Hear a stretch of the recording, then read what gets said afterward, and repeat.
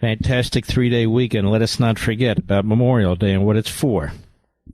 Obviously, you'll have a day off and you can enjoy yourselves, but take a minute or two to remember all the men and women who died for this country so that we could live the type of lives that we live today. And this does bring me to a point, what they've died for. I'm not going to get into J.D. Vance's speech today at the Naval Academy, Mr. Producer. We basically said it's time to abandon the foreign policy of the founders for a new foreign policy. I can deal with that at another day and another time. Actually like the man very much. He's a gentleman. He's smart. I don't think he's had exposure to enough other viewpoints. Foreign policy's bottom line is about prudence, not ideology. Not ideology. A lot of great things were done in our foreign policy in the past, a lot. A lot of people are now free. A lot of people's lives were saved. And of course, there were occasions when we had quite poor foreign policies. It's the nature of human beings. It's the nature of institutions. That's the nature of a republic. But that's not my purpose right now. It's not my purpose at all. I promised you yesterday, and by the way, there is a ton to get to today, and we will get to all of it. We have a great guest in the second hour, our friend Douglas Murray. But before we do, I hope you'll turn up the volume, sit back and relax. If you're driving your car, just obviously watch the road, but be attentive to what I want to talk about. I know a lot of people are on the road this evening as you have your vacation plans and so forth. But I think this is very interesting. You know, I try to do history, the Constitution, law, economics, philosophy in a way that is interesting, in a way that is understandable, because otherwise, what's the point, right? What is the difference, I asked yesterday, between the Democrat Party and the Republican Party? What is the difference, even more fundamentally, between conservatives? I don't even want to say liberals anymore, because there are very few liberals, leftists, radicals, extremists on the left. You're going to go, oh boy, I already know the answer to this. Do you?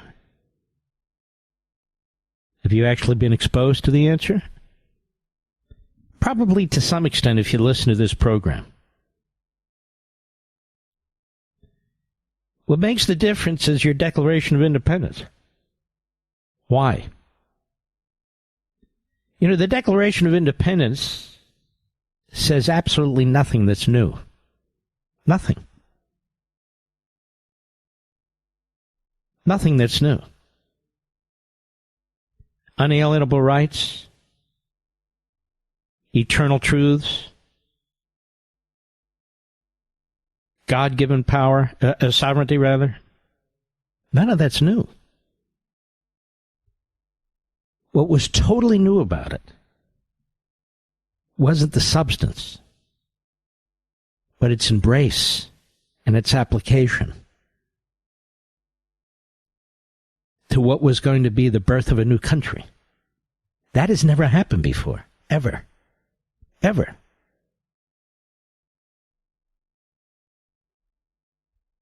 And why is that? Why hasn't it ever happened before? Virtually every other country is founded, and every country is founded differently. Some through violence, some gradually, some suddenly. Virtually every other country is founded without a declaration of philosophical belief and value systems. I can't think of any. Well, you might say Marxism. I'll get to that in a minute. And what is it that this declaration is talking about when it talks about these things, this natural law and natural rights and unalienable rights and eternal law? What is all this? Is it mysticism, as Marx said? What is it? Is it just the terms and the words of a period of time in American history and human history, as Woodrow Wilson said, of no meaning to today? It's the basis for our republic. The Declaration of Independence. The words in the Declaration of Independence. It's a declaration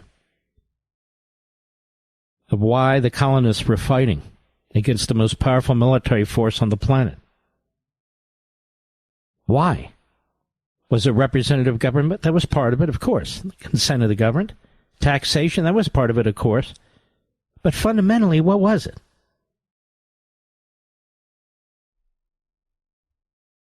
It was over power.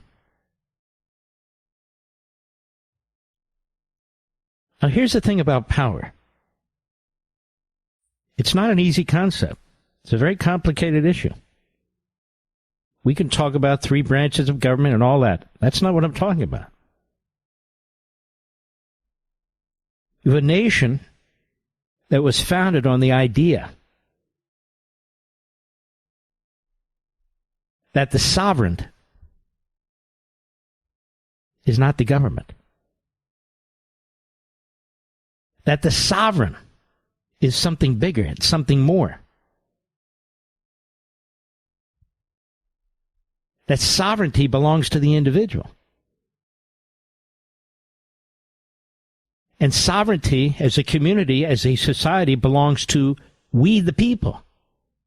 The individual and we the people. Well, where does that come from? Who says? Your Declaration of Independence, and even more, the battle for independence, ready for this, was based on the belief that God gives us our liberty, our rights, and more importantly, our power. God. Now, some of you might be saying, look, that's all well and good. You know, I go to church, I go to synagogue. Well, what is this God stuff? We even have people in the society, obviously, who don't believe in God. Or maybe they're agnostic, believe in God, but they're not sure what it means, or they just don't care. That's okay. They can believe whatever they want. I'm talking about how this nation was founded, not what one person may or may not believe. You see, the people who are non-believers, that is, who don't believe in God, they get to come along for the ride. Now, what does that mean, Mark? It's not a put-down in any way. This society was set up by people who did believe in God. Now, I'm not here as a rabbi or a pastor or a priest or anything of the sort. I'm not lecturing you about God. I'm telling you about your history. Your history. Some people are more religious than others. That's perfectly fine. I'm not talking about that either. The fundamental basis of this nation's founding was a belief in a sovereign God. And it's through a sovereign God, our sovereign God, we, his children, have sovereignty over government. That an individual has sovereignty. That a community of individuals, a society, we the people, have sovereignty, not government. It's not a coincidence that Marxism, which is the greatest threat, that in Islamism, I'll get to that in a minute, to us, as an ideology both within our country and outside our country, not to get too deep into the weeds, or Rousseauism, or Hegelism, or Marxism, that whole cabal of thinking, and I'll get to that in a second. So when you read the Declaration of Independence, it is the most unique, pronouncement or declaration of a revolution, truly a revolution, ever.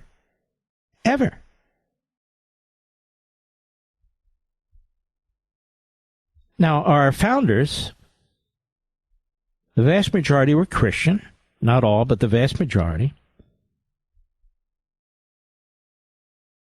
And they had different beliefs within Christianity, and so you have the different sects within Christianity.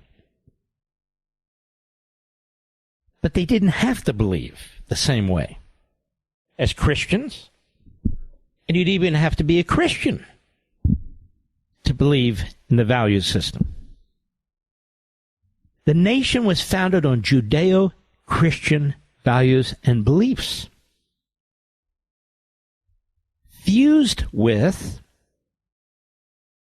an embrace of the Enlightenment. Now, how do I know this? Because they told us. The founders of your country were not bashful about telling us who they were, what they believed, and what they were doing. They told us. Jefferson, who wrote the first draft of the Declaration, that key document, he tells us in a letter, responding to somebody who's inquiring of him near the end of his life, essentially accusing him of plagiarism. None of these ideas are your ideas, and Jefferson said, I never said they were. I never said they were. It was a concise compilation of the views, the beliefs of the people who rose up to found a new nation. It's so unique. Now, again, perhaps you're listening to this program and you're an atheist or so forth. It's okay. But our country was not founded on your beliefs or lack thereof. And you're able to be an atheist in this country because the country was not founded on your beliefs or your lack of beliefs. You live in a free country, relatively anyway, thanks to the people who founded it. And it's worth trying to understand what they understood.